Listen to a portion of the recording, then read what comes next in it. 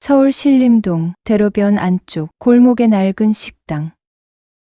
그 골목 끝에서 40년째 같은 자리를 지키고 있는 순대국밥집이 있다. 간판은 햇빛에 발에 글씨가 흐릿해졌고 문짝은 열 때마다 삐걱거리는 소리를 낸다. 하지만 점심시간만 되면 여전히 줄이 길다. 새벽부터 끓인 진한 국물 맛을 잊지 못하는 단골들이 하나둘 모여들기 때문이다. 주인 오순애, 올해 78. 허리는 굽었지만 손놀림만큼은 여전히 빠르다. 그녀는 새벽 5시면 어김없이 가게 문을 열고 커다란 솥에 불을 지핀다. 돼지 사고를 우려낸 뽀얀 국물에 순대와 내장을 넣고 파와 마늘을 듬뿍 넣어 끓이는 것이 그녀의 하루 시작이다. 손님들은 순애를 보며 말한다. 사장님, 아직도 이렇게 일하시면 어떡해요? 이제 좀 쉬셔야죠. 그럴 때마다 순애는 손사래를 치며 똑같은 대답을 한다. 쉬고는 싶지. 근데 돈이 없어서 못 쉬지 뭐. 그녀는 늘 같은 말을 했다. 나는 돈이 없어. 다 자식들 빚 갚아주고 친척들 도와주느라 남은 게 없다. 낡은 앞치마를 두르고 20년 된 운동화를 신은 채 국자를 휘두르는 그녀의 모습은 누가 봐도 평범한 식당 주인이었다. 그래서 아들 강준호와 며느리 김서연, 딸 강미진까지도 순애가 겨우겨우 살아가는 노인이라 믿고 있었다. 아들 준호는 가끔 어머니 통장을 봤는데 거기엔 늘 300만 원 남짓한 잔액만 있었다. 어머니, 너무 무리하지 마세요. 그가 걱정스레 말하면 순애는 힘없이 웃으며 대답했다. 괜찮아. 이 정도면 먹고 살 만해. 며느리 서연은 남편보다 더 걱정이 많았다. 시어머니가 병원에라도 가야 할 일이 생기면 치료비를 어떻게 마련할지 밤새 고민했다. 시어머니는 건강보험도 제대로 안 들어놨을 거라고 생각했기 때문이다. 실제로 순애는 보험료 내기 아까워라며 최소한의 보험만 유지했다. 하지만 딸 미지는 그런 어머니에게 항상 돈을 빌렸다. 어머니는 자신에게 돈을 빌려줄 때마다 이게 마지막이야. 다음엔 정말 없어라고 말했다. 그래서 미지는 어머니가 자신을 위해 모든 걸 쏟아붓고 있다고 믿었다. 그리고 그 믿음은 미진으로 하여금 더 자주, 더 많이 손을 벌리게 만들었다. 하지만 아무도 몰랐다. 이 낡은 순대국밥집 건물의 실제 소유주가 바로 오순애라는 사실을. 뿐만 아니라 그녀는 옆 건물까지 소유하고 있었다. 10년 전 남편이 세상을 떠나기 직전 사둔 건물들이었다. 남편은 죽기 전 순애의 손을 꼭 잡고 말했다. 여보, 이 건물들 절대 팔지 마. 그리고 아이들한테도 말하지 마. 돈이 사람을 망치는 걸 내가 너무 많이 봤어. 그는 자신의 형제들이 유산 때문에 서로 등을 돌렸던 일을 생생히 기억하고 있었다. 순애는 남편의 유언을 지켰다. 낡은 옷을 입고 허름한 가게를 운영하며 누가 봐도 간신히 생계를 유지하는 사람처럼 보였다. 건물 관리는 오래된 지인에게 조용히 맡겼고 임대료는 별도 계좌로 받아 건물을 살 때 졌던 빚을 갚아나갔다. 그녀가 이렇게 살아온 이유는 단순했다. 돈이 있으면 요구가 끝이 없다는 걸 알았기 때문이다. 자식들이 편하게 살기를 바랐지만 동시에 그들이 스스로 설 수 있는 힘을 길러주고 싶었다. 만약 자신에게 큰 재산이 있다는 걸 알게 된다면 아이들은 더 이상 노력하지 않을 거라 생각했다. 그렇게 순애는 오늘도 국자를 들었다. 뜨거운 국물에서 김이 피어올랐고 손님들의 웃음소리가 작은 가게를 가득 채웠다. 그녀의 얼굴엔 주름이 깊게 패여 있었지만 눈빛만큼은 여전히 또렷했다. 그 눈빛 속에는 아무도 모르는 비밀과 가족을 향한 깊은 사랑이 함께 담겨 있었다. 새벽 4시 50분. 서연은 조용히 방문을 열고 나왔다. 거실의 차가운 공기가 얇은 잠옷 사이로 파고들었다.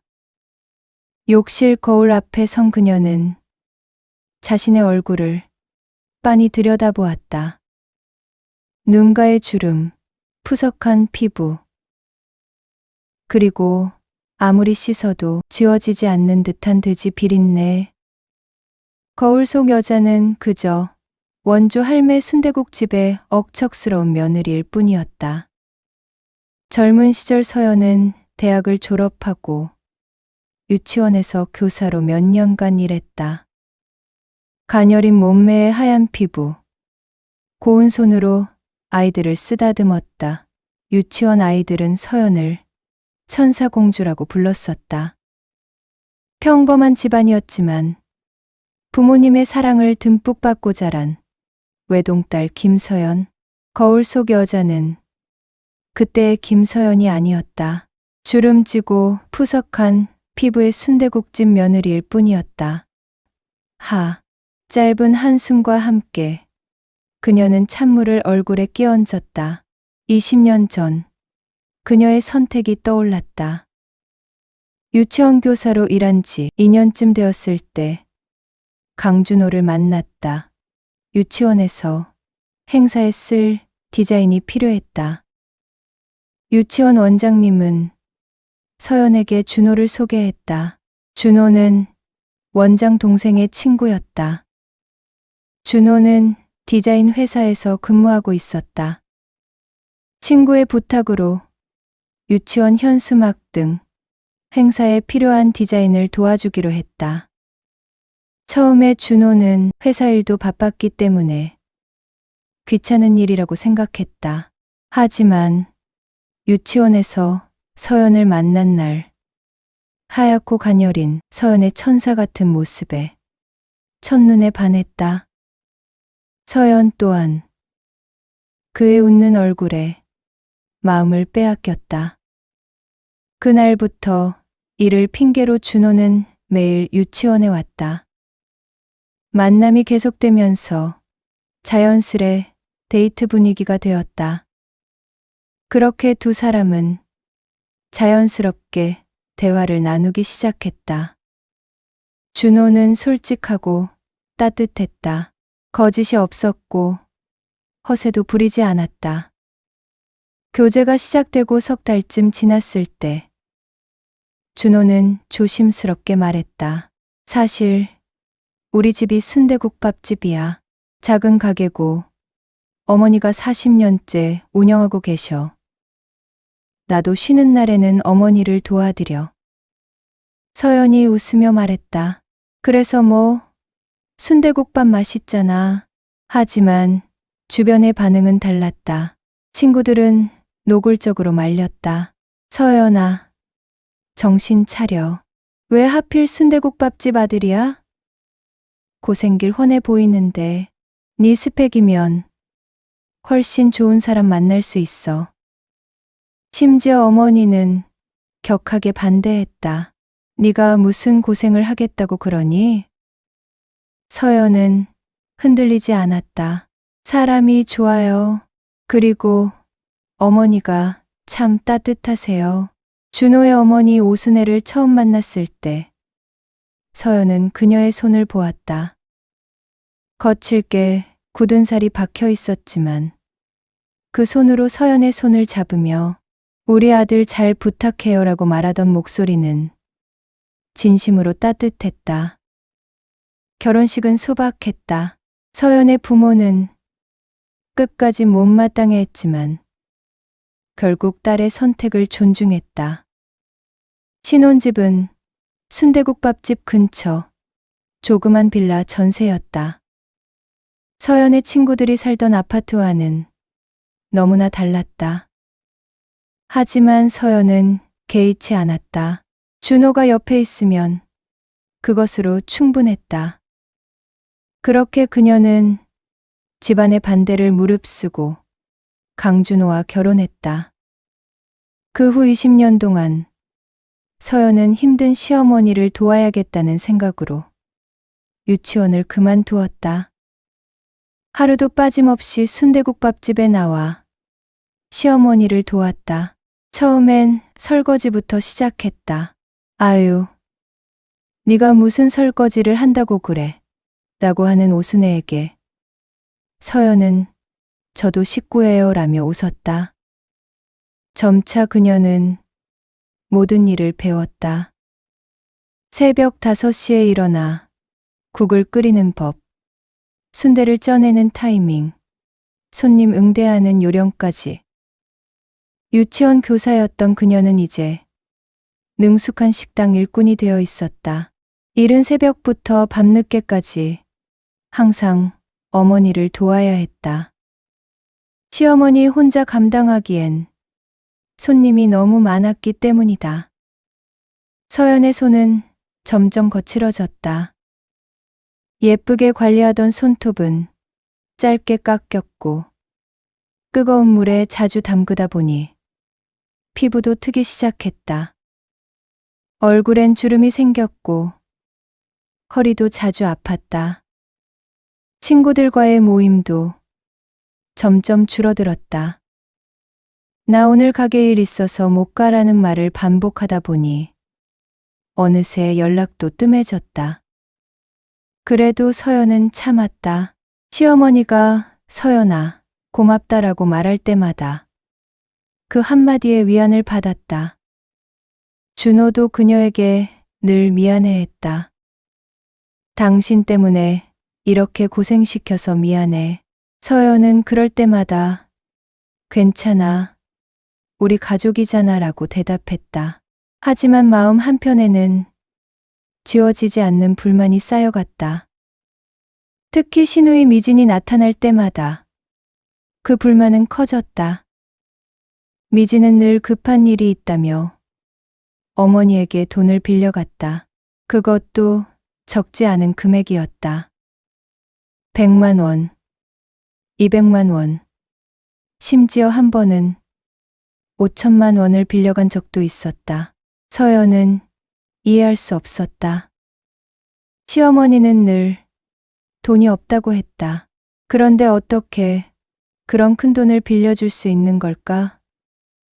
준호에게 물어보면 그는 그저 어머니가 어디선가 모으신 돈이겠지라며 대수롭지 않게 넘겼다. 하지만 서연의 의심은 깊어졌다. 남편은 10년 전쯤 회사가 어려워지자 퇴사를 했다. 조그만 사무실을 얻어 디자인 회사를 직접 운영하게 되었지만 임대료와 비용을 지불하고 나면 수익이 나질 않았다. 자신과 남편은 서연의 월급 300만 원으로 아슬아슬하게 살아가고 있었다. 고등학생 아들 도훈을 키우면서 살아가기에 너무나 부족한 돈이었다. 그런데 시누이 강미진은 중고지만 벤츠를 몰고 다녔고 명품 가방을 들고 나타났다.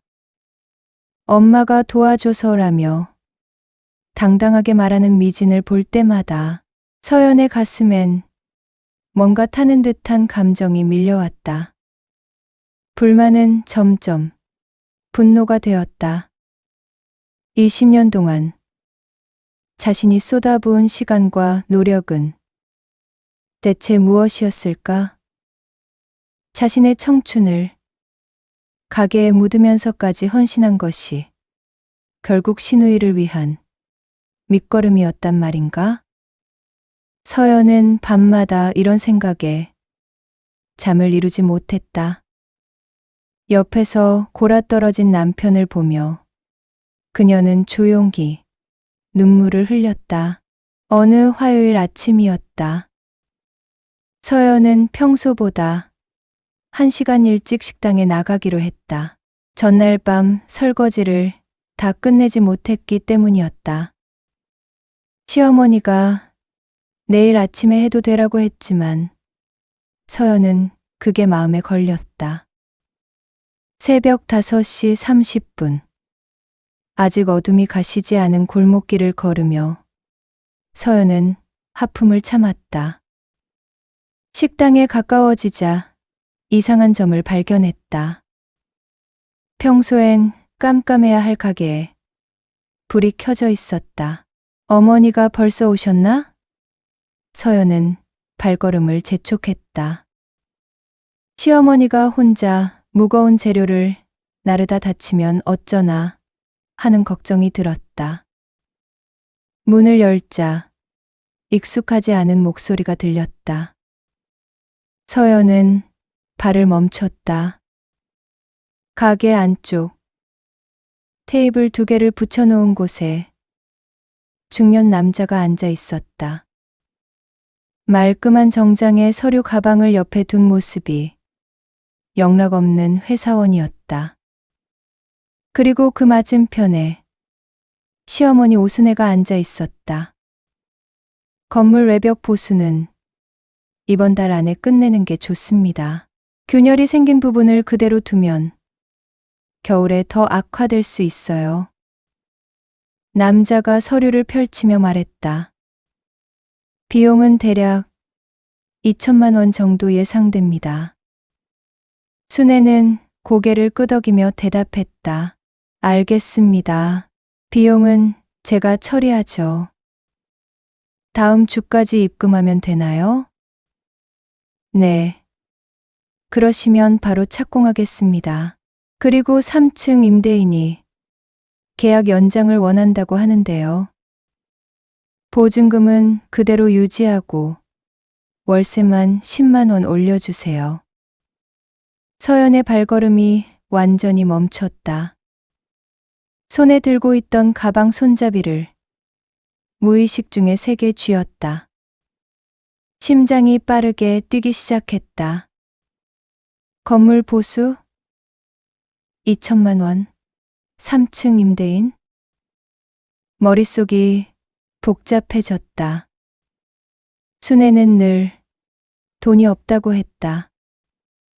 딸 미진이 돈을 빌려갈 때마다 이게 마지막이라고 했고, 아들 준호에게는 내가 죽으면 이 가게 팔아서 빚이나 갚아라라고 말하곤 했다. 그런데 지금 무슨 대화를 나누고 있는 건가? 서연은 자신도 모르게 한 발짝 뒤로 물러섰다. 발이 문턱에 걸려 작은 소리가 났다. 순애가 고개를 돌렸다. 아, 서연아. 순애의 목소리가 살짝 높아졌다. 평소보다 긴장한 기색이 역력했다. 오늘 왜 이렇게 일찍 왔어? 남자도 고개를 돌려 서연을 봤다. 그는 잠깐 순애를 쳐다봤다가 급히 서류를 정리하기 시작했다. 그럼 어머니, 다음 주에 다시 뵙겠습니다. 그는 서둘러 가방을 챙겨 들고 일어섰다.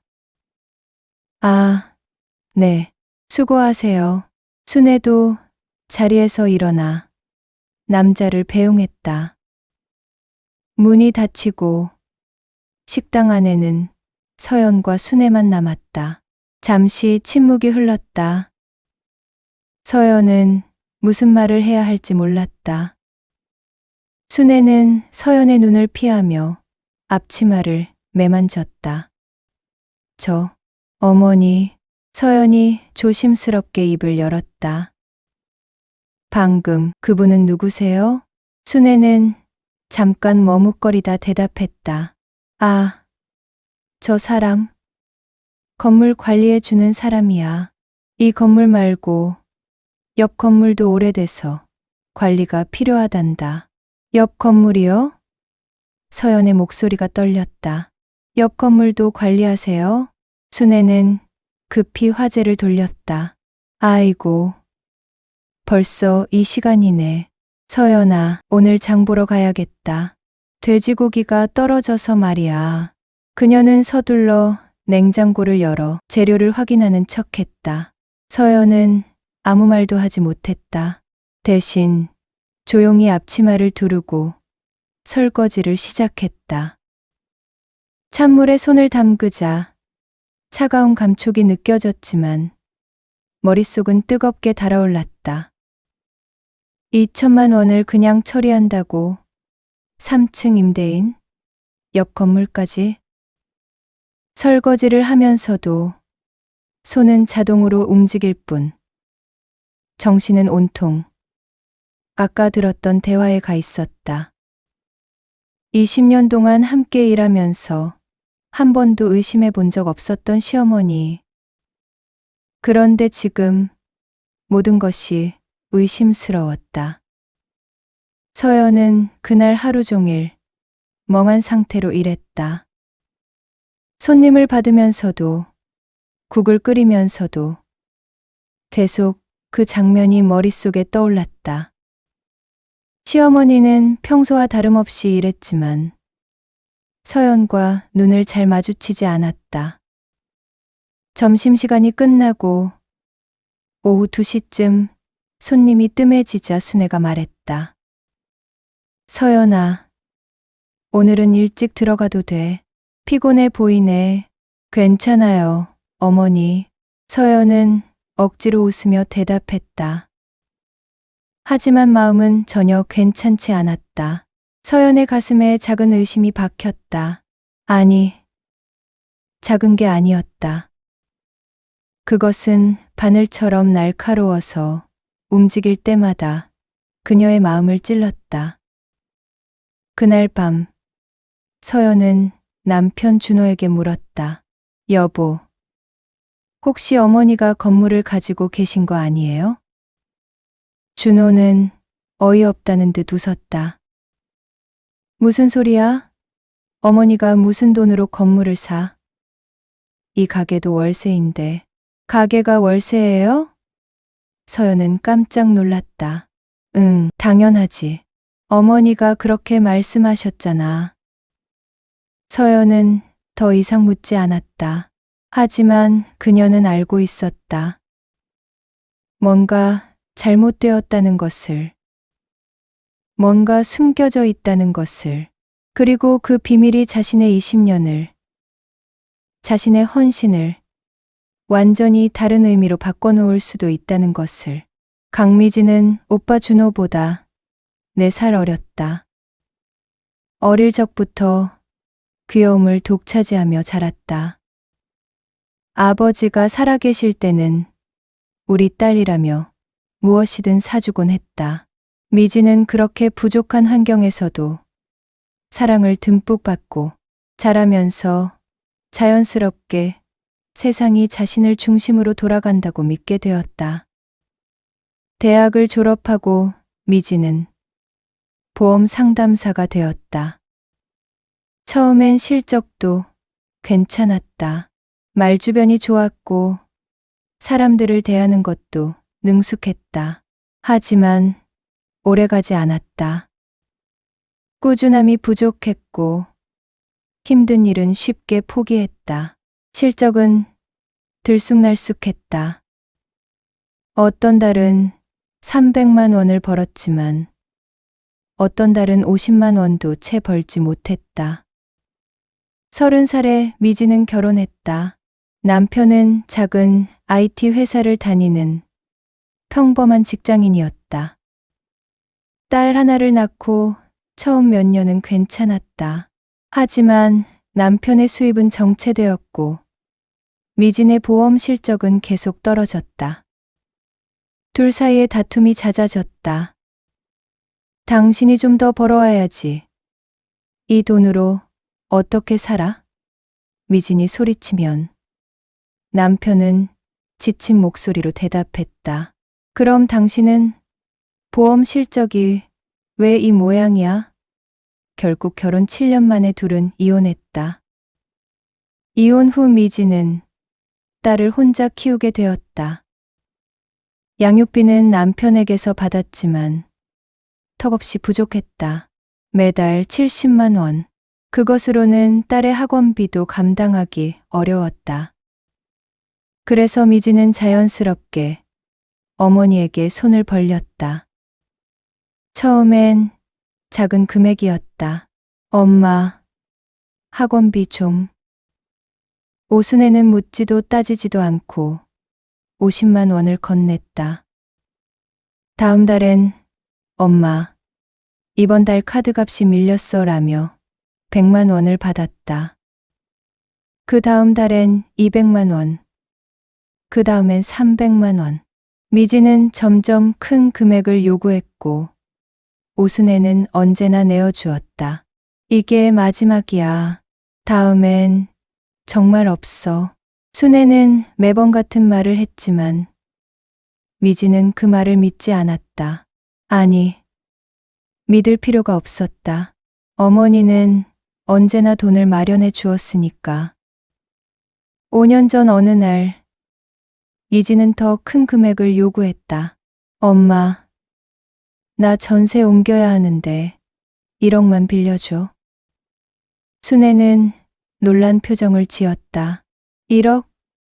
그건 너무 큰 돈인데. 하지만 결국 순애는 고개를 끄덕였다. 알았다.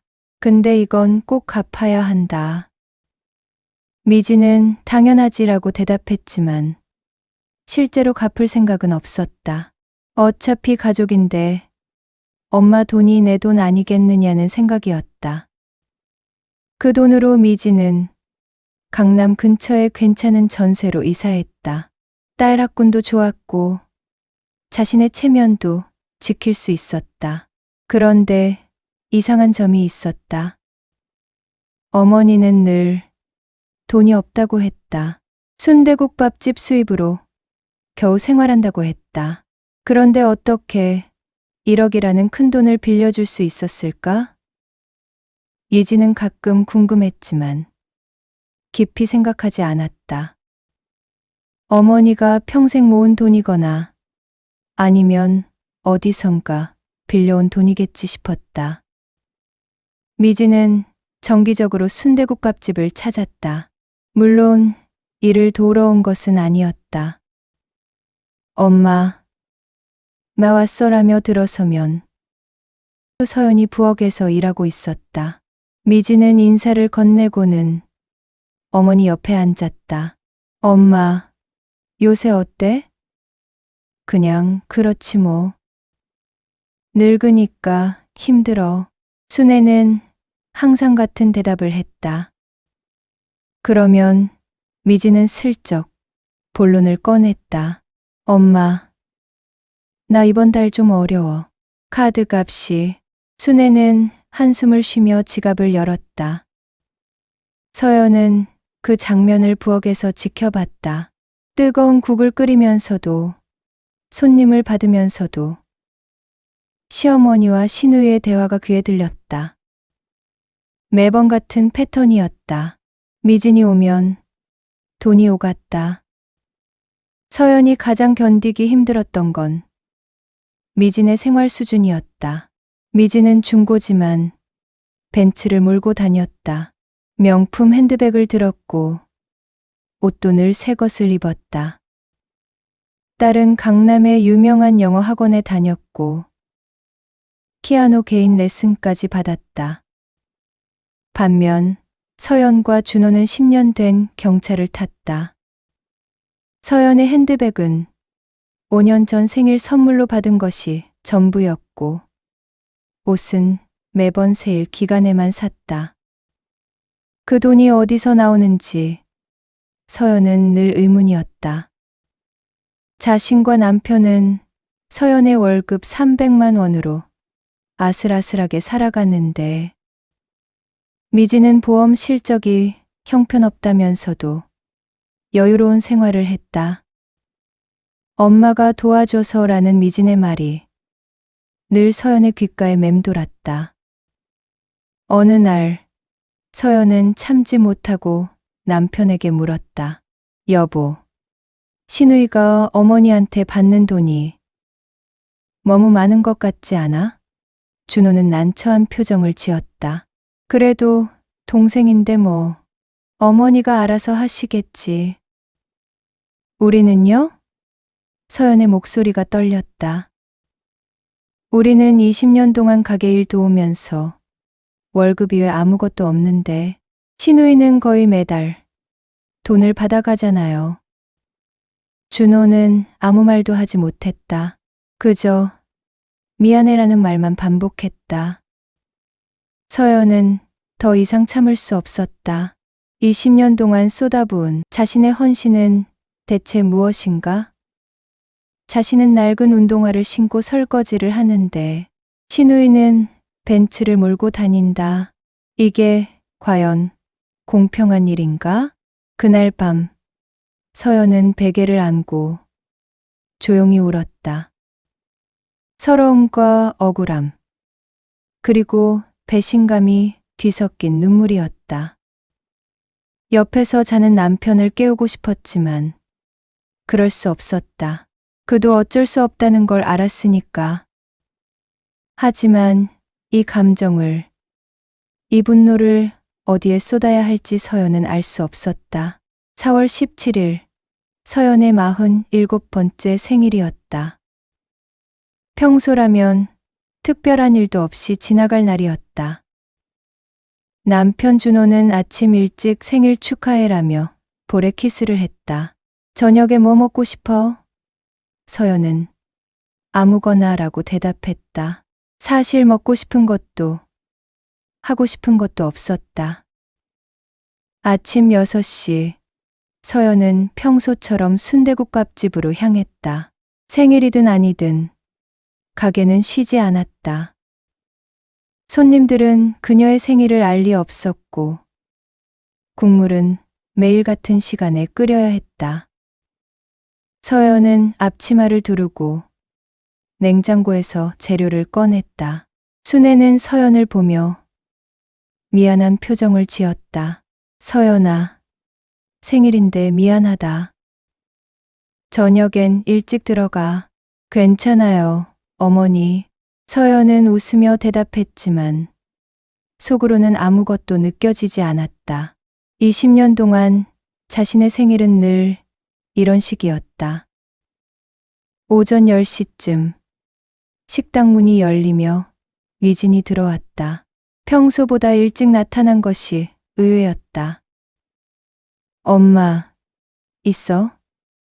위진의 목소리엔 어딘가 급한 기색이 있었다. 순애는 손님에게 국을 내주다 말고 고개를 돌렸다. 왜?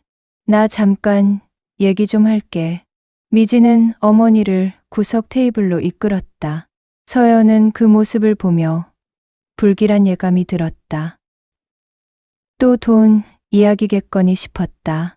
과연 미진의 입에서 나온 말은 예상 그대로였다. 엄마, 나 이번에 전세 옮겨야 해. 순애는 잠시 당황한 표정을 지었다. 전세? 그게 이번에 집주인이 집을 팔겠대. 나가야 돼. 그럼 어쩔 수 없지. 얼마나 필요한데? 1억만 빌려줘. 5년 전 1억 빌린 거 포함해서 나중에 한 번에 갚을게. 서연의 손이 멈췄다. 그녀는 설거지를 하다 말고 귀를 기울였다. 1억. 그리고 5년 전에도 1억을 빌려줬다는 말인가? 순애는 잠시 망설였다. 미진아, 1억은 큰 돈이야. 엄마가 어떻게? 엄마, 늘 그렇게 말하면서 결국엔 주잖아. 이번에도 제발 부탁해, 엄마. 순애는 깊은 한숨을 쉬었다. 주변을 둘러보다 서연과 눈이 마주쳤다. 서연은 재빨리 시선을 피했지만 이미 늦었다. 순애는 서연이 듣고 있다는 걸 알았다. 그럼에도 순애는 고개를 끄덕였다. 알았어. 근데 이번이 정말 마지막이다. 고마워, 엄마. 미지는 환하게 웃으며 어머니의 손을 잡았다. 그 순간 서연의 손이 떨렸다. 설거지하던 그릇이 싱크대에 떨어져 큰 소리를 냈다. 다행히 깨지지는 않았다. 서연아, 괜찮아? 순애가 물었다. 네, 괜찮아요.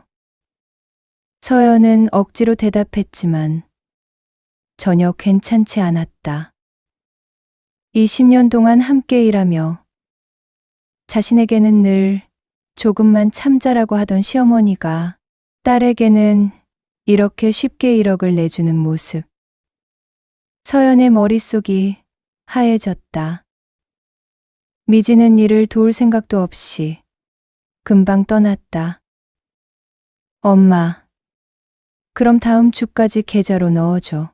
고마워. 문이 닫히고 식당엔 다시 평온이 찾아왔다. 하지만 서연의 마음은 전혀 평온하지 않았다. 점심시간, 준호가 문을 열고 가게로 들어왔다. 손님을 받고 국을 퍼주고 계산을 하면서도 정신은 딴 데 가 있었다. 순애는 몇 번이나 서연을 쳐다봤지만 아무 말도 하지 않았다.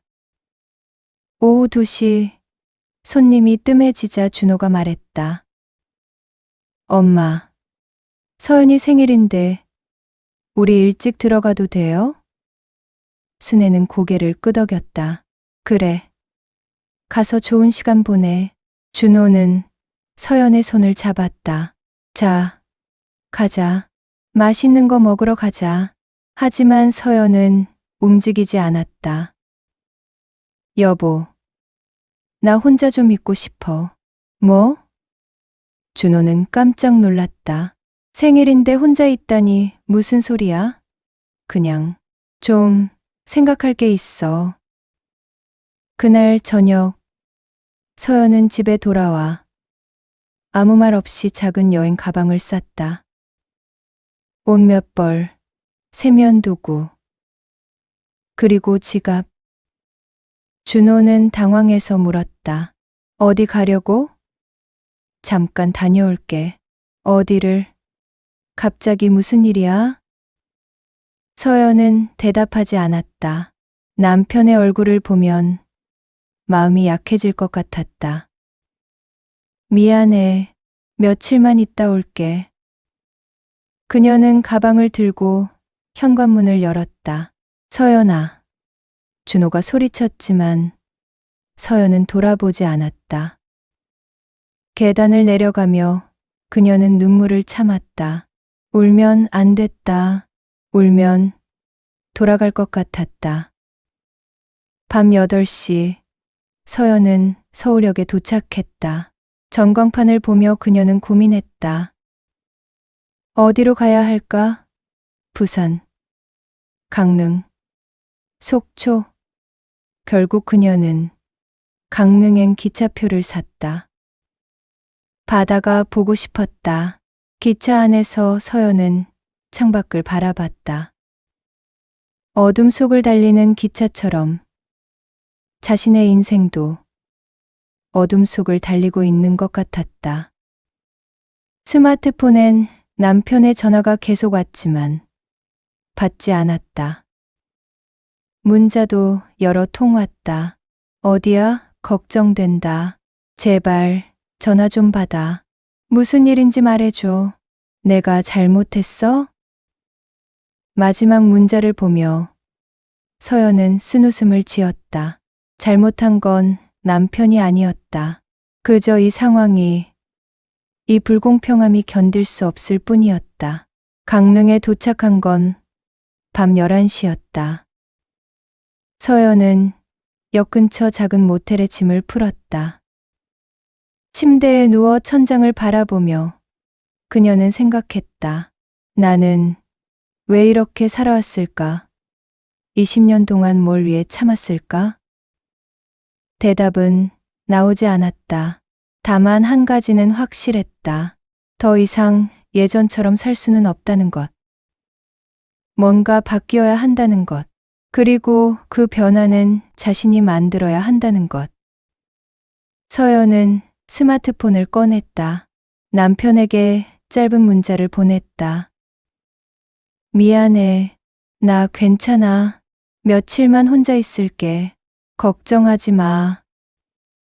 전송 버튼을 누르고 그녀는 스마트폰을 끄고 눈을 감았다. 오늘은 그녀의 생일이었다. 하지만 축하할 일은 아무것도 없었다. 다만 새로운 결심이 생겼을 뿐이었다. 더 이상 침묵하지 않겠다고. 더 이상 참지만은 않겠다고. 서연이 떠난 다음 날, 순대국밥집의 분위기는 무겁게 가라앉았다. 준호는 밤새 잠을 이루지 못한 얼굴로 가게에 나왔다.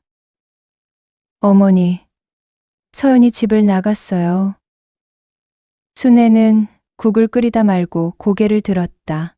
뭐라고? 어젯밤에 갑자기 짐 싸서 나갔어요. 어디 갔는지도 모르겠어요. 순애의 얼굴이 굳었다. 그녀는 어제 서연의 표정을 기억하고 있었다. 미진에게 돈을 주기로 하는 순간 서연이 설거지하던 손이 멈췄던 것, 그릇이 떨어지던 소리, 그리고 하루 종일 아무 말 없이 일하던 모습. 내 탓이구나. 순애는 작게 중얼거렸다. 준호는 어머니의 말을 제대로 듣지 못했다. 뭐라고요? 아니다. 걱정하지 마. 며칠 있으면 돌아올 거야. 하지만 순애도 확신할 수 없었다. 20년 동안 한 번도 불평하지 않고 묵묵히 일해온 며느리. 그녀가 처음으로 집을 나간 것은 그만큼 마음의 상처가 깊다는 뜻이었다. 서연이 떠난 후 이틀째, 미진이 어머니를 돕겠다며 식당에 나왔다. 집을 나간 서연에 대해 투덜거리면서 건성으로 일은 돕는다. 점심시간이 끝나고 오후 2시쯤 식당에 낯선 남자가 다시 나타났다. 사장님 계십니까? 어디서 오셨어요? 미진의 질문에 남자는 당황했다. 아, 임대차. 아, 아닙니다. 하는 순간 오순애가 그 남자를 식당 한켠으로 불렀다. 어머님, 안녕하세요. 그는 공손하게 인사하며 서류 가방을 열었다. 3층 임대차 계약갱신건으로 왔습니다. 서명하시면 됩니다. 순애는 고개를 끄덕이며 볼펜을 집었다. 그때 가게 안쪽에서 설거지를 하던 미진은 우연히 그 소리를 들었다. 건물 등기 이전, 김 과장이 말했다. 네. 어머니 명예 그대로 유지하시죠. 세입자들도. 미진은 잘 들어보려 했지만 목소리가 작아 잘 들리지 않았다. 그럼 다행이네요. 수고하셨어요. 민지의 손이 멈췄다. 건물 등기 세입자. 김 과장은 서류를 챙기며 말을 이었다. 그리고 옆 건물 2층 임대인이 보일러 교체를 요청했는데요. 비용은 300만 원 정도 예상됩니다. 알겠습니다. 다음 주까지 처리해 주세요. 민지는 점점 혼란스러워졌다. 정확하게 들리지 않았지만 옆 건물 2층? 이라고 들었다. 분명 어머니는 평생 가난하게 사신 분이었다. 그런데 지금 무슨 대화를 나누고 있는 건가? 김 과장이 떠나고 민지는 설거지를 끝냈다. 하지만 머릿속은 온통 방금 들은 대화로 가득했다. 저녁 무렵 강준호가 돌아오자 민지는 그를 불러 세웠다. 오빠, 잠깐만. 왜? 오늘 이상한 사람 왔었어. 건물 관리인인 것 같은데. 강미진은 고개를 갸우뚱했다. 관리인? 응. 어머니랑 건물 얘기하더라고. 등기가 어머니 명의라고 하고 옆 건물 임대인 얘기도 하고. 준호의 표정이 굳었다. 그게 무슨 소리야? 나도 잘 모르겠어. 근데 분명히 들었어. 건물 등기, 3층 임대차 계약, 옆 건물 2층 보일러 교체, 이런 얘기들. 늦은 저녁, 준호는 어머니와 단둘이 남았다. 가게 문을 닫고 마지막 손님이 나간 후였다. 어머니, 오늘 낮에 건물 관리인이 왔었어요? 순애는 테이블을 닦다 말고 동작을 멈췄다. 응, 왔었지. 무슨 일로요? 순애는 대답하지 않았다. 준호는 한 걸음 다가갔다. 어머니, 민지가 들었대요. 건물 등기가 어머니 명의라고. 침묵이 흘렀다. 시계 소리만 똑딱거렸다. 준호는 숨을 깊이 들이쉬고 물었다. 어머니, 혹시 이 건물 어머니 거예요? 순애는 오래 침묵했다. 그녀는 테이블을 다 닦고 걸레를 헹구고 앞치마를 벗었다. 그리고 나서야 조용히 의자에 앉았다. 앉아라. 준호는 어머니 맞은편에 앉았다. 심장이 빠르게 뛰었다. 순애는 창밖을 바라보며 천천히 입을 열었다. 그래, 짧은 대답이었지만 무게가 있었다. 이 집도 옆 건물도 다 내 거다. 준호는 말을 잇지 못했다. 입이 떡 벌어진 채 어머니를 쳐다봤다. 뭐라고요? 내 아버지가 돌아가시기 전에 사두신 거야. 5년 전에. 5년 전에요? 그럼 왜 지금까지? 준호의 목소리가 떨렸다. 왜 말씀 안 하신 거예요? 순애는 깊은 한숨을 쉬었다. 내 아버지 유언이었다. 아이들한테 말하지 말라고. 돈이 사람을 망치는 걸 너무 많이 봤다고. 그녀는 먼 곳을 바라보며 계속 말했다. 내 아버지 형제들이 유산 때문에 싸우는 걸 봤어. 친형제가 남남보다 못하게 되는 걸 봤어. 그래서 우리는 결심했지. 우리 아이들한테는 그런 일이 없게 하자고. 그래서 가난한 척 하신 거예요? 준호의 목소리엔 배신감이 묻어났다. 20년 동안 서연이랑 저는 어머니가 가난한 줄 알고 살았어요. 미안하다. 순애의 목소리가 갈라졌다. 하지만 너희가 알았다면 어땠겠니? 편하게 기대고 살았겠지. 스스로 노력하지 않았을 거야. 그럼 미진이는요? 준호가 물었다. 미진이한테는 계속 돈을 주시잖아요. 1억씩이나. 오순애는 고개를 떨구었다. 그건 내가 약했다. 딸이 불쌍해서 혼자 아이 키우는 게 안쓰러워서. 그럼 서연이는요? 서연이는 20년 동안 여기서 일했어요. 자기 인생 다 버리고. 준호의 목소리가 커졌다. 그런데 미진이한테만 돈을 주면 서연이 마음은 어떻겠어요? 오순애는 대답할 수 없었다. 그녀도 알고 있었다. 자신이 불공평했다는 것을. 며느리에게 너무 가혹했다는 것을. 하지만 인정하기가 두려웠다. 어머니, 준호는 눈물을 참으며 말했다. 서연이가 떠난 이유를 이제야 알겠어요. 배신감 때문이에요. 20년 동안 헌신했는데 결국 자기만 바보였다는 걸 알게 된 거예요. 순애의 눈에서 눈물이 흘러내렸다. 70평생 살면서 큰 결정을 수없이 내렸지만 이번만큼은 자신의 선택이 잘못됐다는 걸 인정할 수밖에 없었다. 사흘째 되던 날, 서연이 돌아왔다. 강릉 바닷가에서 홀로 시간을 보내며 그녀는 많은 것을 생각했다. 분노도 했고, 울기도 했고, 때론 모든 걸 포기하고 싶기도 했다. 파도 소리를 들으며 밤을 지새우고, 아침 햇살을 보며 눈물을 흘렸다.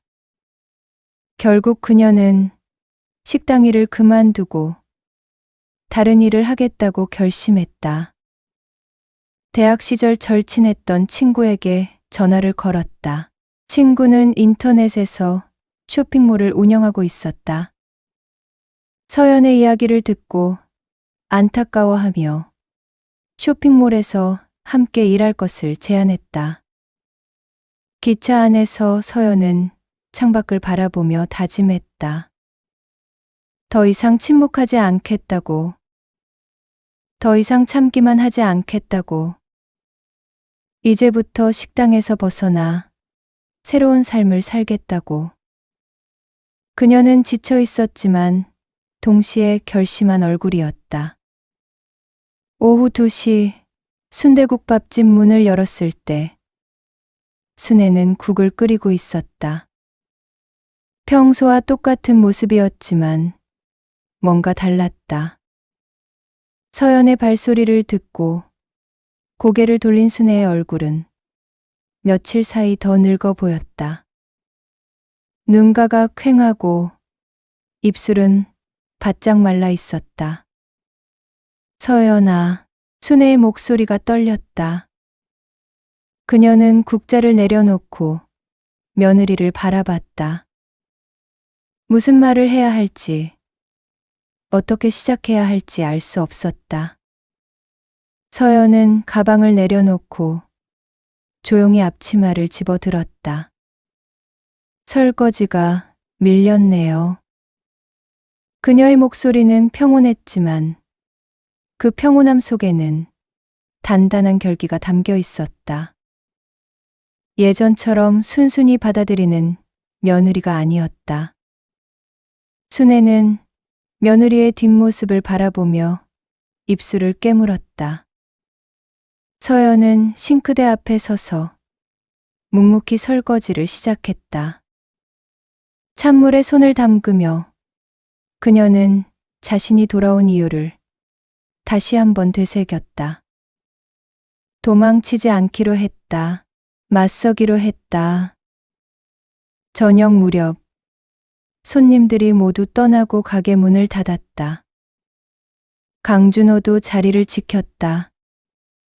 그는 서연이 돌아왔다는 연락을 받고 일찍 가게로 왔다.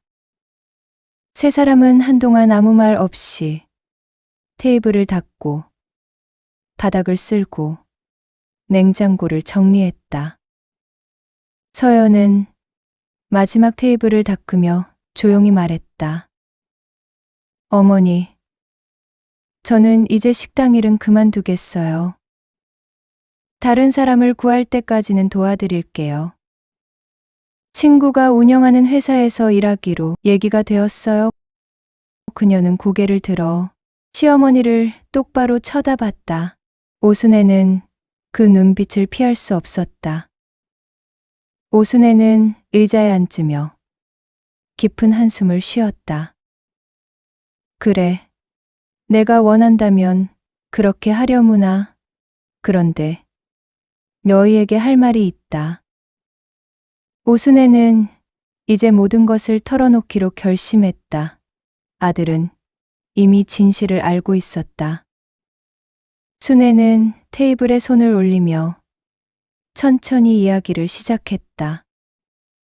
그녀의 손이 미세하게 떨렸다.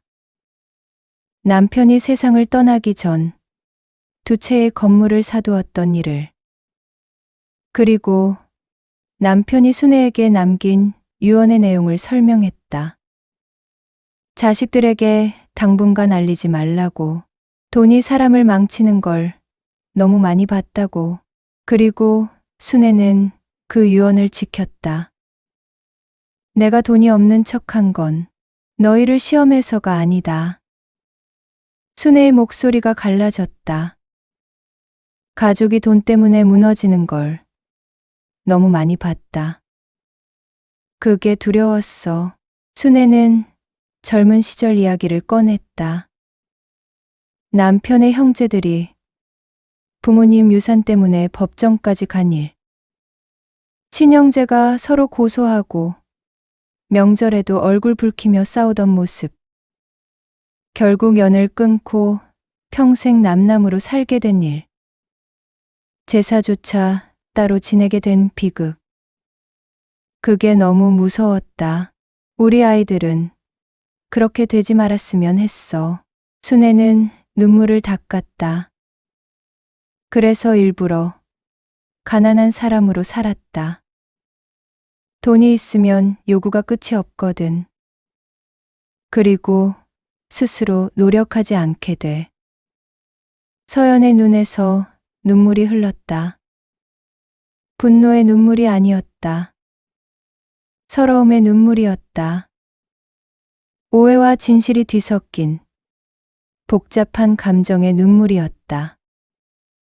어머니, 서연의 목소리가 떨렸다. 전 돈이 아니라 공평하지 않은 게 서러웠어요. 순애는 고개를 들었다.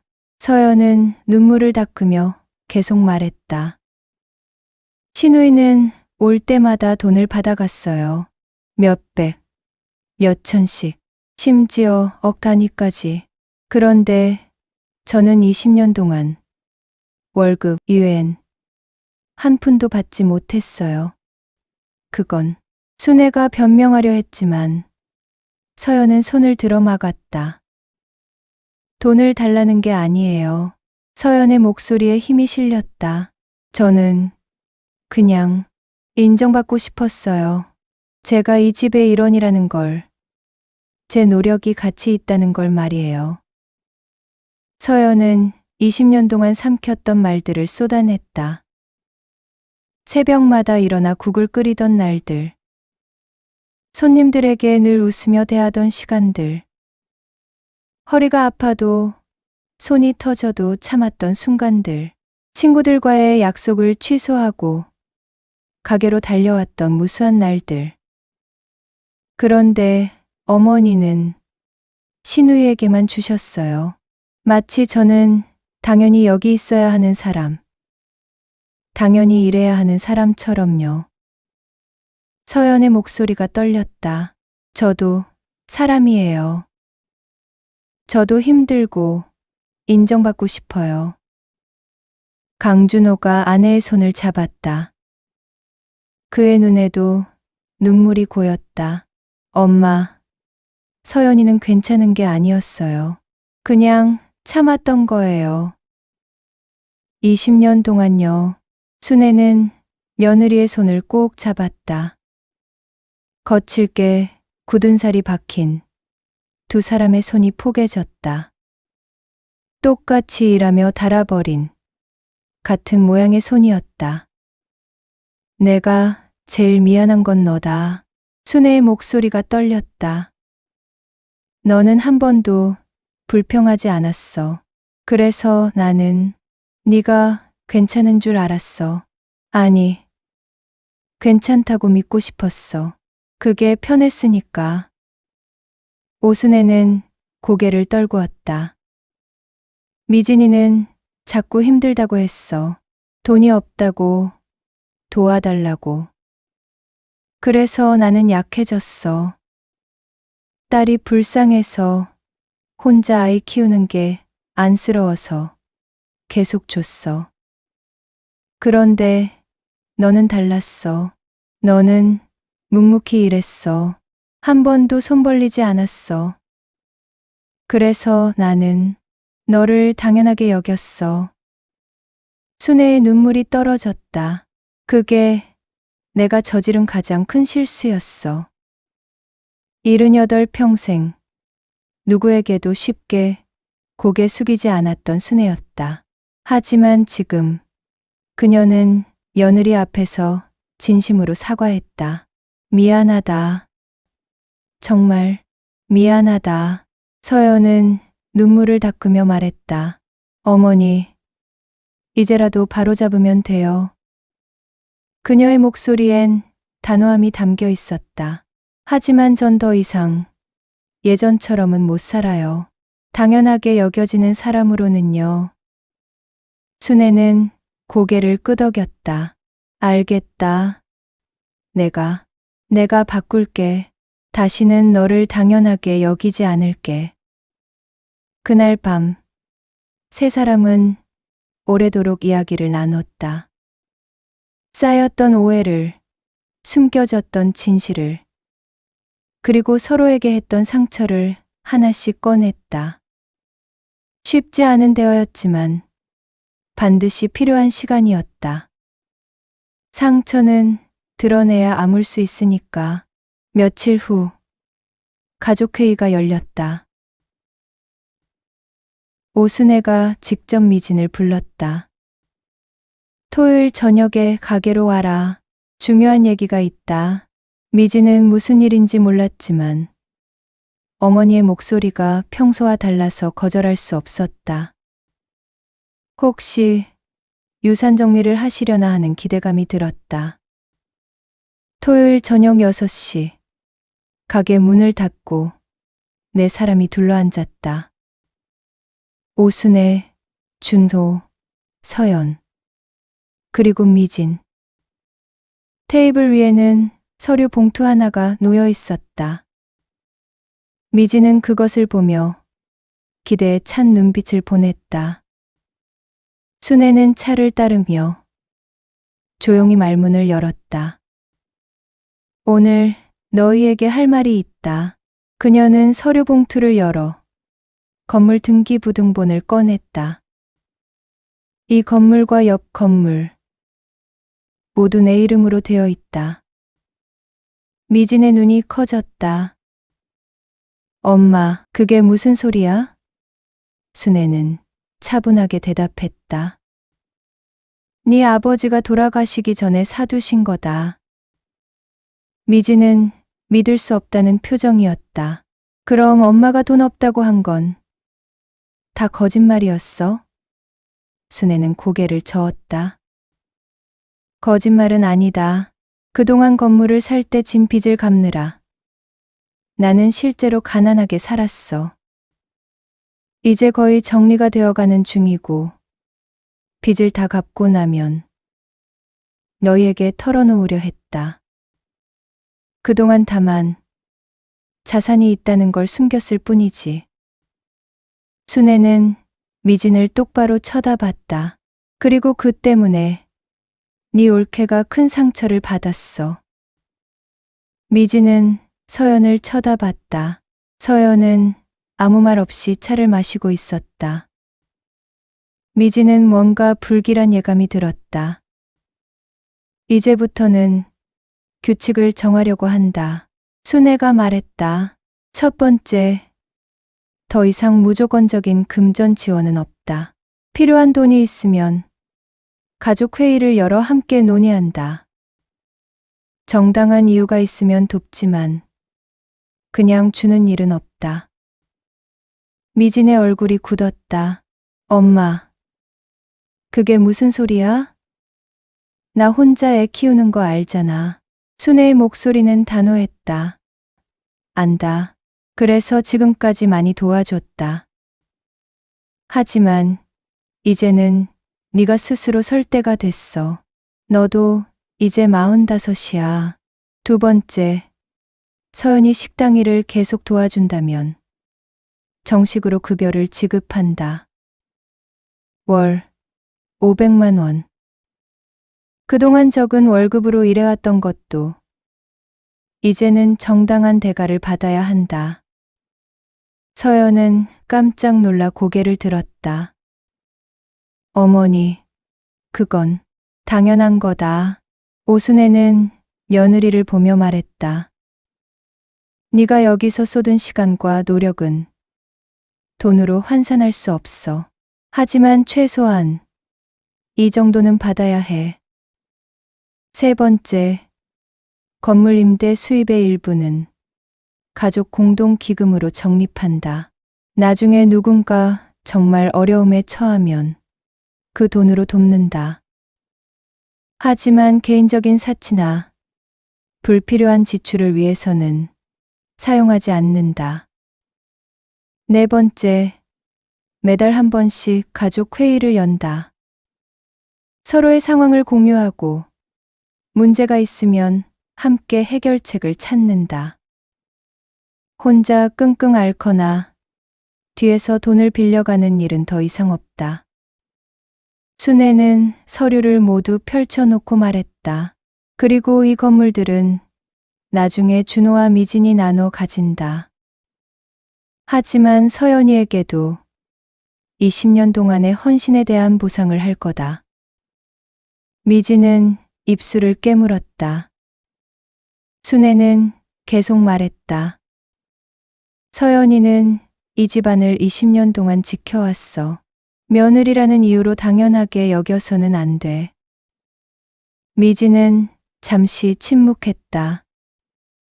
어머니가 부자였다는 사실, 앞으로 돈을 함부로 받을 수 없다는 사실, 그리고 올케에게도 정당한 몫을 줘야 한다는 사실. 모든 게 갑작스러웠다. 미진은 처음엔 불만을 터뜨리고 싶었다. 지금까지 받던 돈을 앞으로 못 받는다니. 그것도 올케 때문이라니. 하지만 서연의 얼굴을 보는 순간 말이 나오지 않았다. 서연은 20년 동안 이 식당에서 일했다. 새벽부터 밤까지, 명절에도, 휴일에도. 자신은 그동안 무엇을 했던가? 어머니에게 손만 벌리지 않았던가? 미진은 부끄러움을 느꼈다. 올케. 미진이 조심스럽게 말을 꺼냈다. 미안해. 나는 올케가 얼마나 힘들었는지 생각 못했어. 서연은 고개를 저었다. 됐어요. 이제부터라도 우리 제대로 하면 되죠. 순애는 세 사람을 둘러보며 말했다. 우리는 가족이다. 돈 때문에 서로 미워하거나 시기하거나 등을 돌리면 안 돼. 내가 40년 동안 지켜보려 한 게 바로 그거였어. 준호가 어머니의 손을 잡았다. 엄마, 이제 알겠어요. 엄마가 왜 그렇게 사셨는지. 순애는 아들을 보며 쓸쓸하게 웃었다. 방법이 좋았는지는 모르겠다. 하지만 이것만은 확실해. 너희가 돈 때문에 싸우는 모습은 보고 싶지 않았어. 그날 밤, 세 사람은 오래도록 이야기를 나눴다. 과거의 오해를 풀고 앞으로의 계획을 세웠다. 미진은 보험 영업을 더 열심히 하기로 했다. 고객 관리도 제대로 하고 새로운 상품도 공부하기로 했다. 더 이상 어머니에게 의존하지 않겠다고 다짐했다. 서연과 준호는 가게 운영을 체계화하기로 했다. 직원도 한 명 뽑고 메뉴도 다양화하고 온라인 주문도 받기로 했다. 순애는 서서히 일에서 손을 떼고 젊은 사람들에게 맡기기로 했다. 가게 문을 나서며 미진은 오빠와 올케에게 다시 한번 말했다. 올케, 정말 미안해. 그리고 고마워. 앞으로 잘할게. 서연은 미진의 어깨를 두드렸다. 괜찮아요. 우리 이제 진짜 가족으로 시작하는 거예요. 그날 밤, 서연은 식당 문을 닫으며 간판을 오래 바라보았다. 낡고 바랜 순대국밥집 간판. 40년 동안 그 자리를 지켜온 간판. 페인트는 벗겨지고 글씨는 흐릿해졌지만 그 간판은 여전히 그 자리에 있었다. 그것은 그저 오래된 가게의 이름이 아니었다. 한 가족의 오해와 상처, 그리고 화해가 담긴 이름이었다. 돈보다 소중한 것이 무엇인지, 진짜 유산이 무엇인지 깨닫게 해준 이름이었다. 건물이나 돈이 유산이 아니었다. 서로를 이해하고 용서하고 다시 시작할 수 있는 용기. 그것이 오순애가 남기고 싶었던 진짜 유산이었다. 서연은 간판을 보며 조용히 미소 지었다. 이제 시작이었다. 진짜 가족이 되는 시작. 서로를 당연하게 여기지 않고 서로의 노고를 인정하며 함께 성장하는 가족으로. 순대국밥집의 불은 꺼졌지만 그 안에 담긴 진짜 이야기는 밝은 빛을 내며 이제 막 시작되었다.